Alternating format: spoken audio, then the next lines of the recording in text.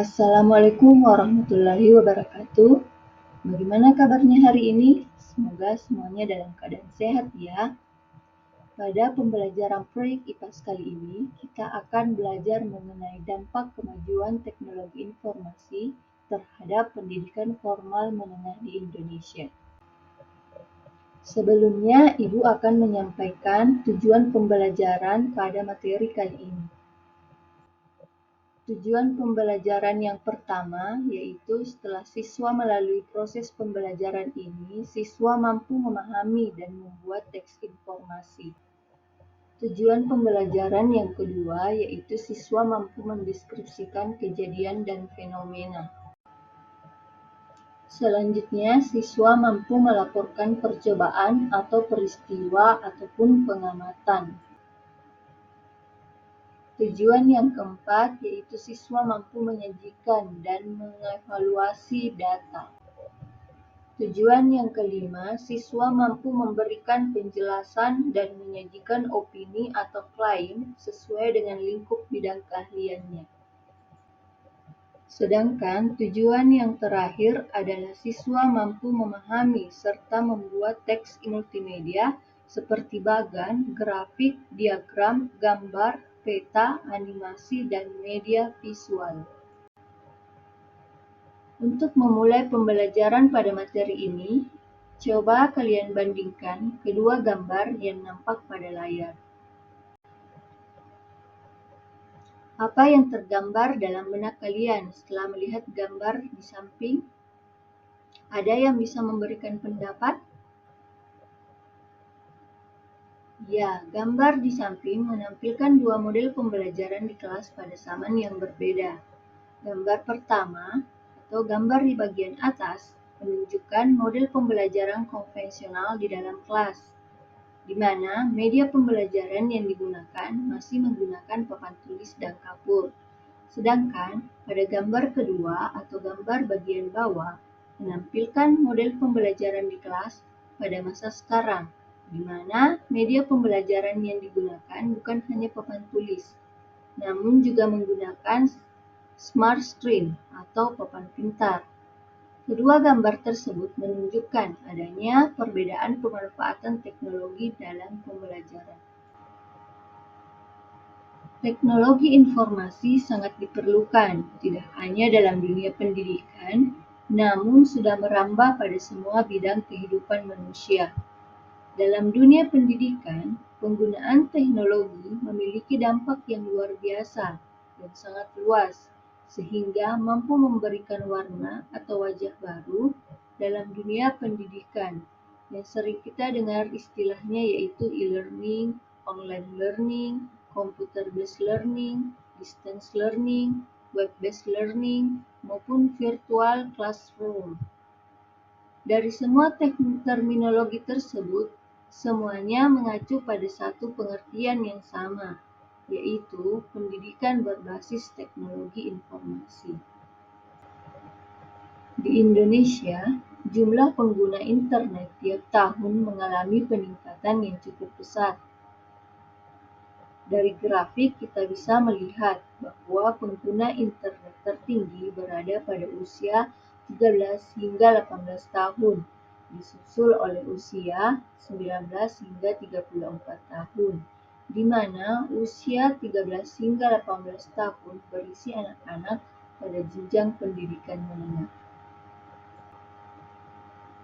Tingginya pengguna internet di Indonesia juga sejalan dengan waktu yang dihabiskan. Riset mencatat, pengguna internet di Indonesia rata-rata memerlukan waktu 8 jam 52 menit per hari. Kemudian, waktu rata-rata orang Indonesia dalam menggunakan media sosial membutuhkan waktu 3 jam 14 menit per harinya. Hasil survei yang dilakukan oleh Asosiasi Penyelenggara Jasa Internet Indonesia mengenai rata-rata perkiraan waktu dalam satu hari responden berinternet, diperoleh informasi bahwa sebanyak 19,5% responden berinternet dalam waktu 8 jam lebih ke atas. Informasi tersebut tergambar dengan jelas pada grafik. Penggunaan teknologi informasi dengan memanfaatkan internet di hampir setiap aspek kehidupan kita berdampak pada banyak hal. Dampak positif penggunaan teknologi informasi antara lain memudahkan kita berkomunikasi, menghemat waktu, menghemat biaya, memudahkan kita memperoleh akses informasi secara cepat dan seketika, meringankan pekerjaan, mudah terhubung dengan dunia luar, memaksimalkan produktivitas, menghadirkan banyak inovasi. Dalam dunia pendidikan, dapat memudahkan pembelajaran dalam jaringan atau kita kenal dengan istilah e-learning. Namun, apabila kita lalai dalam penggunaan teknologi informasi, tidak menutup kemungkinan akan muncul dampak negatif penggunaan teknologi tersebut, seperti meningkatnya penggunaan listrik, gangguan kesehatan, kerawanan keamanan data, gangguan kehidupan sosial, munculnya tindak kejahatan baru di dunia maya atau dikenal dengan cybercrime, gangguan psikologis seperti kecanduan atau perilaku sosial menyimpang lainnya, peran manusia tergantikan, dan munculnya biaya lain di luar kebutuhan utama. Sebelumnya telah disebutkan bahwa salah satu dampak negatif penggunaan teknologi informasi adalah timbulnya gangguan kesehatan. Dan jika kita pelajari lebih lanjut, gangguan kesehatan ini terkait dengan anatomi dan fisiologi tubuh manusia. Apa itu anatomi dan fisiologi tubuh manusia? Ya, anatomi dan fisiologi tubuh manusia merupakan ilmu yang mempelajari tentang susunan tubuh dan bagaimana alat tubuh itu bekerja secara normal. Anatomi dan fisiologi tubuh berasal dari dua kata yaitu anatomi dan fisiologi.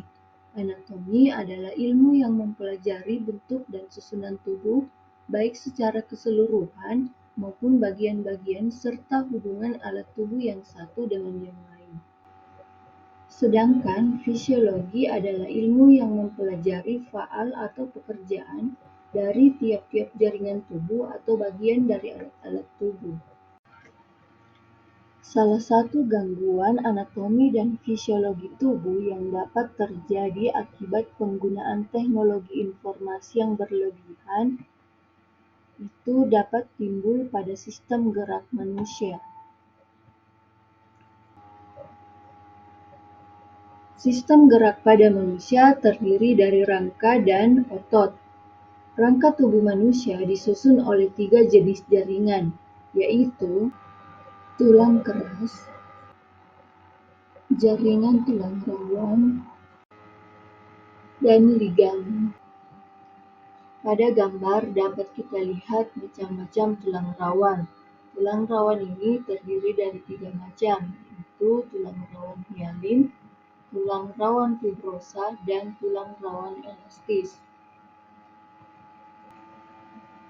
Perbedaan mendasar dari ketiga macam tulang tersebut yaitu tulang rawan hialin mempunyai serabut tersebar dalam anyaman yang halus dan rapat, sedangkan tulang rawan fibrosa matriksnya tersusun kasar dan tidak beraturan.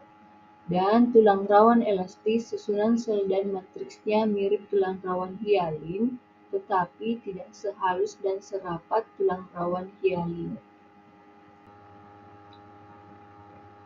Adapun kelainan dan gangguan pada sistem gerak manusia seperti kelainan fungsi hormon atau vitamin, kecelakaan, sendi tidak berfungsi dengan normal, atau adanya perubahan posisi tulang belakang.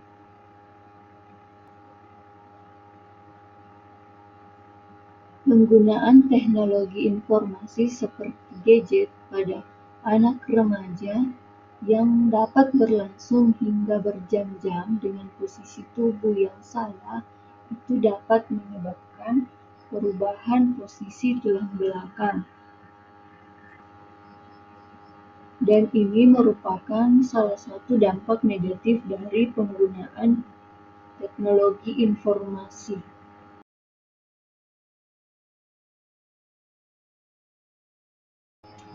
Selanjutnya, apa itu energi? Ada yang tahu? Ya, energi ini dapat didefinisikan sebagai daya atau kekuatan yang diperlukan untuk melakukan berbagai proses kegiatan. Jadi, bisa dikatakan bahwa tanpa energi kita tidak dapat melakukan berbagai aktivitas. Adapun macam-macam energi, salah satunya yaitu energi mekanik. Energi mekanik ini adalah energi yang dimiliki oleh suatu benda karena sifat geraknya. Energi mekanik ini juga dapat dikatakan sebagai keseluruhan energi yang dimiliki oleh semua benda atau materi yang berada pada tempat kedudukan tertentu dan bergerak dengan kecepatan tertentu terhadap suatu titik. Dengan kata lain, energi mekanik adalah jumlah dari energi potensial dan energi kinetik yang dihasilkan akibat pergerakan suatu benda atau materi. Energi mekanik terbagi menjadi dua, yaitu energi potensial dan energi kinetik. Energi potensial adalah energi yang dimiliki oleh suatu benda pada tempat atau kedudukan tertentu. Contohnya, suatu benda diangkat, kemudian dilepaskan, maka benda itu akan jatuh ke bawah. Untuk menghitung energi potensial, dapat menggunakan rumus energi potensial sama dengan massa dikali gravitasi dikali ketinggian. Energi kinetik adalah energi yang dimiliki oleh suatu benda akibat gerak atau kelajuannya. Jadi, semakin tinggi kecepatan suatu benda, maka akan semakin besar pula energi kinetiknya. Contohnya, ketika sebuah motor melaju dengan kencang, maka energi kinetik dari motor tersebut akan semakin besar. Selain energi mekanik, terdapat juga bentuk-bentuk energi lainnya, seperti energi panas. Energi panas ini dapat berpindah melalui 3 cara, yaitu konduksi, konveksi, dan radiasi. Contoh dari energi panas yang terjadi dalam satu proses sekaligus dapat kita amati saat kita memasak air dengan menggunakan api kompor. Suhu dari api akan berpindah ke air sehingga air yang kita masak dapat mendidih. Saat terjadi perpindahan panas dari api sampai ke tangan kita adalah contoh dari radiasi.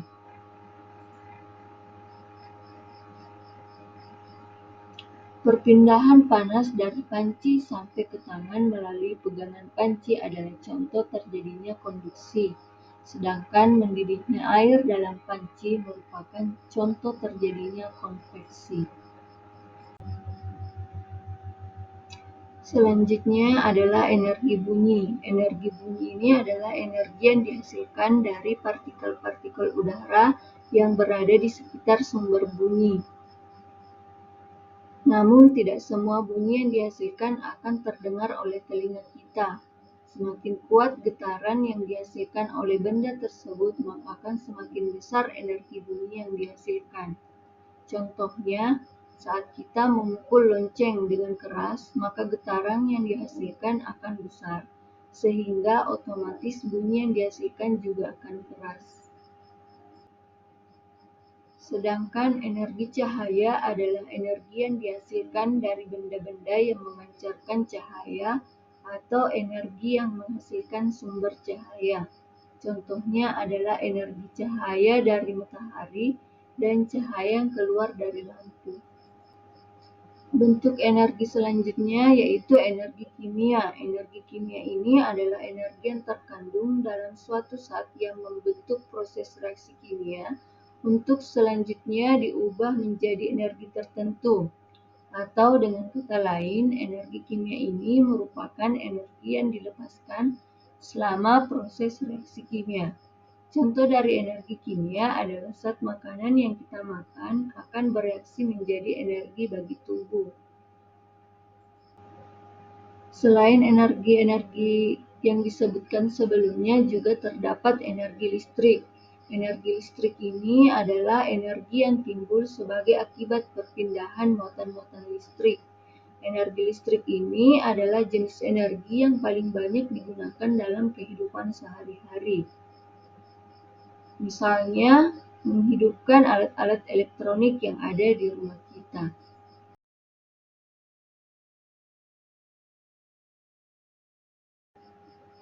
Dan yang terakhir adalah energi nuklir, yang merupakan reaksi nuklir yang terjadi pada inti atom yang bergabung atau pecah menjadi inti atom dan partikel lain. Akibat adanya perubahan pada inti atom, maka pembelahan atau penyatuan inti atom akan menghasilkan energi yang sangat besar. Energi yang dihasilkan dari reaksi nuklir ini sangat besar sehingga dapat dimanfaatkan sebagai pembangkit tenaga listrik selain air dan minyak bumi. Demikianlah penjelasan mengenai materi dampak kemajuan teknologi informasi terhadap pendidikan formal menengah di Indonesia. Terima kasih atas perhatiannya.